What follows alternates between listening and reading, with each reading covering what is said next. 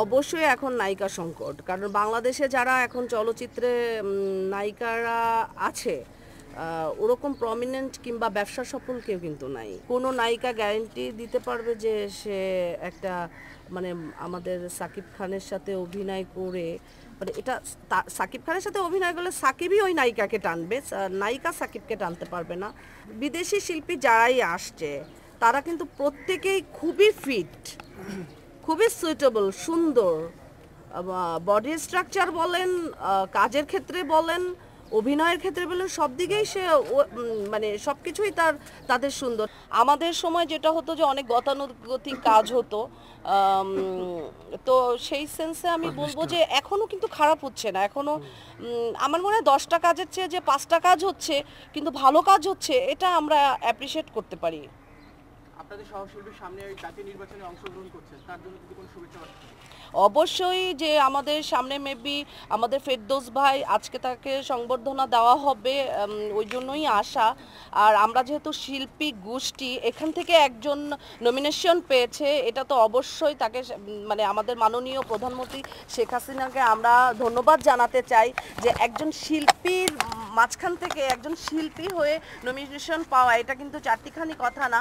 তো আমরা আজকে এত কথা বলছি, এইটা আমরা এই শক্তিটাও কিন্তু আমাদের, যেহেতু আমাদের চলচ্চিত্রের একজন হিরো এমপি পদে নির্বাচন করবে, তো এটা আমাদের একটা বাড়তি পাওয়া আমি মনে করি। আপু, সামনেই হচ্ছে আবার চলচ্চিত্র নির্বাচন আসতেছে, শিল্পী নির্বাচন, এই বিষয়ে যদি কিছু বলতেন, বা আপনি অংশগ্রহণ করবে কিনা আগামী নির্বাচনে? আমি সব সময় বলেছি আমি সিনিয়রদেরকে অনেক পছন্দ করি, অনেক সম্মান করি, অনেক রেসপেক্টের জায়গায় দেখি। তো আমাদের যারা ইন্ডাস্ট্রিতে সিনিয়র শিল্পীরা আছেন অবশ্যই তারা ইলেকশন করার অগ্রাধিকার বেশি পাবে। তো তারা আমি সবসময় মনে করি তাদেরই আসলে নেতৃত্বটা দেওয়া উচিত। আমরা অনেক ছোট, এখনও আমাদের নেতৃত্ব দেওয়ার মতো ওই বুঝ কিংবা ওই মেধা আমাদের এখনও আসে নাই। তারপরেও যদি আমার নেত্রী আমাকে উইলিংলি বলে যে হ্যাঁ তুমি নির্বাচন করো একটা সিম্পল প্রার্থী হিসেবে, আমি করব অবশ্যই। আপু, আরেকটা বিষয় হচ্ছে যে আপনাদের সময় আপনি যখন রেগুলার কাজ করতেন তখনকার শিল্পী সমিতির যে আবিষ্কার ছিল আর এখনকার বা বিগত 2-3টা টার্মে যে শিল্পী সমিতির যে পার্থক্যটা যদি একটু তুলে ধরতেন। দেখুন, শিল্পী সমিতি এটা একটা সমিতি, হ্যাঁ। এখানে এখানে যখন আমাদের সময় যদি বলি, আমাদের সময় আমাদের শিল্পী সমিতিতে এত আয়োজন হতো না।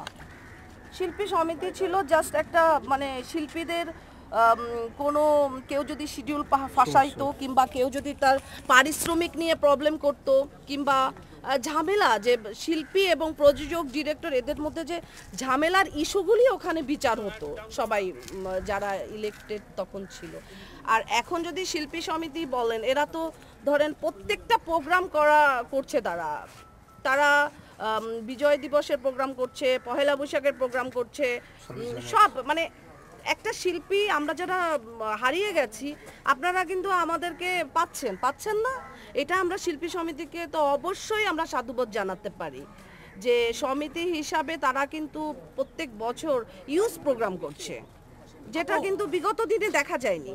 হচ্ছে বাংলাদেশে হিন্দি সিনেমা খুব বেশি আসছিল, এর ফলে অনেকটাই মানে চলচ্চিত্র ধ্বংসের দিকে। আপনি কি তাই মনে করেন? হিন্দি সিনেমা মানে আসলে একদম চলচ্চিত্র ধ্বংসের দিকে যাবে এটা তো আমি মনে করি না। কারণ যে আমরা তো এখন ইন্টারনেটের যুগ, মোবাইল টিপলেই তো আমরা সারা বিশ্বের ছবি দেখতে পাচ্ছি। এখানে বিদেশি শিল্পী আসলে মানে মুভি আসলে মানে আমি তো এটার কোনো খারাপ কিছু দেখছি না। বরঞ্চ ওদের ছবিটা দেখে আমাদের এখানে বাজেট বৃদ্ধি পাবে। ওরা যে মেকিং করছে, যেসব আর্টিস্ট, যে অ্যাকশন, যে গান, সেটা দেখে আরও এখানকার চলচ্চিত্র মেকিংটা আরও আপগ্রেড হবে। এখানে আমি এটা নেগেটিভ কিছু দেখছি না। জায়েদ খান বলেছেন যে বাইরে থেকে যে মুভিগুলো আসতেছে বা হিন্দি যে মুভিগুলো আসতেছে, এই মুভিগুলো আমাদের চলচ্চিত্র বা আমাদের মুভিগুলোকে ধ্বংস করার একটা পায়তারা করতেছে। এই বিষয়ে জায়েদ খান একা বললে তো হবে না। এখন জায়েদ খান কি বলেছে আমি তো জানি না, আপনাদের মুখের কথা। আমার মনে হয় ওনার বাইকটা একটু আমার ভালোভাবে দেখতে হবে। যদি ওনার বাইকটা আমি দেখে বুঝি যে উনি অ্যাকচুয়ালি কি বলেছে, তাহলে আমি এক্সপ্লেইন করতে পারতাম। অবশ্যই এখন নায়িকা সংকট, কারণ বাংলাদেশে যারা এখন চলচ্চিত্রে নায়িকারা আছে ওরকম প্রমিনেন্ট কিংবা ব্যবসা সফল কেউ কিন্তু নাই। আমি বলতে পারবো না যে কোনো নায়িকা গ্যারান্টি দিতে পারবে যে সে একটা মানে আমাদের সাকিব খানের সাথে অভিনয় করে, মানে এটা সাকিব খানের সাথে অভিনয় করলে সাকিবই ওই নায়িকাকে টানবে, নায়িকা সাকিবকে টানতে পারবে না। আর বিদেশি শিল্পী যারাই আসছে তারা কিন্তু প্রত্যেকেই খুবই ফিট, খুবই সুইটেবল, সুন্দর, বডি স্ট্রাকচার বলেন, কাজের ক্ষেত্রে বলেন, অভিনয়ের ক্ষেত্রে বলেন, সব দিকেই সে মানে সব কিছুই তাদের সুন্দর। তাহলে তারা আসলে অসুবিধাটা কি?